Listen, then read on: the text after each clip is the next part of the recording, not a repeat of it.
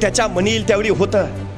मग जशी बँकेत आम्ही 1 लाखाची ठेव ठेवतो, बँकेत 1 लाखाची ठेव ठेवली म्हणून बँक आमच्या 1 लाखाची मालक होत नाही. कारण ज्यावेळी आमच्या मनात येईल त्यावेळी आम्ही आमची ती ठेव परत आणणार आहे. मग ईश्वरानं आमच्याकडे 80 वर्षाची ठेव सांभाळायला दिली. आम्ही मालक कसे, त्याच्या मनात येईल त्यावेळी तो परत घेईल. पण बँकेत आम्ही 1 लाखाची ठेव ठेवल्यावर बँक आम्हाला व्याज देते 11%, 12%. मग ईश्वरानं 80 वर्षाची ठेव आमच्याकडे सांभाळायला दिली, आम्ही त्याचं व्याज द्यायला नको का? पैशाच्या स्वरूपात नाही, संपत्तीच्या स्वरूपात नाही.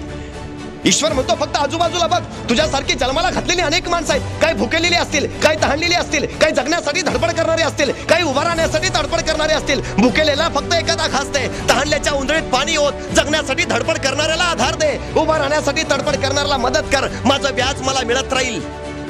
पण आम्ही माणसं एवढी चतुर, मुद्दलाचा हप्ता कधी फेडत नाही, व्याज कधी भरायचं. ईश्वर वाट बघतो, लहान आहे अजून कमवत नाही, नंतर फेडेल, मोठा झाल्यावर फेडेल, व्याज देईल, चुकवणार नाही. ईश्वरला विश्वास आहे. अरे मी फायदा केलेलं बाळ आहे, नाही असं करणार, नाही दागा देणार, विश्वासघातकी नाही ठरणार, देणार व्याज आहे, करेल काहीतरी. काळ सरत जातो, 10 वर्ष, 15 वर्ष, 20 वर्ष, 25, 35, व्याज भरायचं नाव नाही. ईश्वर म्हणतो याला एकदा आठवण केली पाहिजे, एखादी नोटीस पाठवून दिली पाहिजे. आणि मग गाडीतनं निघालेला असतो, हायवेवरनं भयान वेगानं दौडत असतो. अचानक म्हैस आडवी येते, करकचून ब्रेक दाबला जातो, गाडी उलटी पालटी होते, 3-4 कोलांट्यावड्या घेते. आत्या त्याच्या सुद्धा कोलांट्यावड्या होतात, एक हाड इकडे कसा बसा गोळा केला जातो, रुग्णालयात नेला जातो, रुग्णशय्यावर ठेवला जातो. 4-5 महिने आयुष्याची झुंज खेळतो, मरता मरता वाचतो, घरी येतो. शेजारी पाजारी विचारतात काय झालेलं, तो काही नाही, म्हैस आडवी आली. अरे म्हैस कशाची आडवी आली? ईश्वरानं पाठवलेली नोटीस आडवी आली, व्याज राहिलंय तेवढं भर. आमच्या डोक्यात नाही येत, आमचा प्रवास सुरू राहतो, आमचा प्रवास अखंड राहतो, चलते रहो बस. काळ निघत जातो. ईश्वर म्हणतो याला 1 नोटीस पाठवली, अजून कळलेलं दिसत नाही, पुन्हा 10-12 वर्ष पुन्हा एखादी नोटीस पाठवली पाहिजे, पुन्हा 1 नोटीस येते. चांगला असतो, चालत फिरत असतो, हिंडत फिरत खेळत असतो, अचानक आजारी पडतो, खंगा जातो, काय करत नाही, दवाखान्यात नेला जातो, पुन्हा 4-5 महिने तुंच कसा बसा बरा होतो, पुन्हा घरी आणला जातो. शेजारी पाजारी विचारतात काय झालेलं, तो काही नाही, चिकनगुनियाची साथ होती. अरे चिकनगुनियाची साथ कुठली? ईश्वरानं पाठवलेली 101ची नोटीस होती. 31 मार्च आलंय, आता राहिलेलं व्याज तरी भर.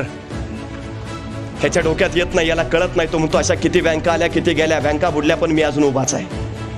व्याज भरायचं नाव नाही, प्रवास सुरू राहतो, अखंड राहतो. ईश्वरला काही कळत नाही रे, सगळे जर मला बुडवणारे भेटले तर माझी बँक कशी चालायची? मी कुणाच्या बळावर ही बँक चालवायचं, कुणाच्या बळावर विश्व चालायचे? सगळेच बुडवणारे भेटून कसं चालेल? याला काहीतरी अखेरचा मार्ग अवलंबला पाहिजे, एखादा वसुली पथक याच्याकडे पाठवून दिलं पाहिजे. शेवटी शेवटची तयारी ईश्वर करतो, वरनं वसुली पथक येतं, याला खांद्यावर घेताना स्मशानभूमीकडे नेतं. शेजारी पाजारी म्हणतात अजून काही वय झालं नव्हतं. बरोबर आहे, वय नव्हतं झालं, ठेव होती शिल्लक, पण यांनी कधी व्याज भरलं नाही, जप्ती आणण्याशिवाय पर्यायच नव्हता. आमच्या जगण्याचा आम्ही काय करतो याचा एकदा शोध आम्हाला घेता आला पाहिजे. आम्ही आमची ठेव पूर्ण करतो आहे का? ठेवीचं व्याज आम्ही या सगळ्या गोष्टी करून पार पडतो आहे का? आमच्या आयुष्याची आम्ही जप्ती येऊ देतो आहे याचा एकदा आत्मचिंतन आम्हाला करता आलं पाहिजे.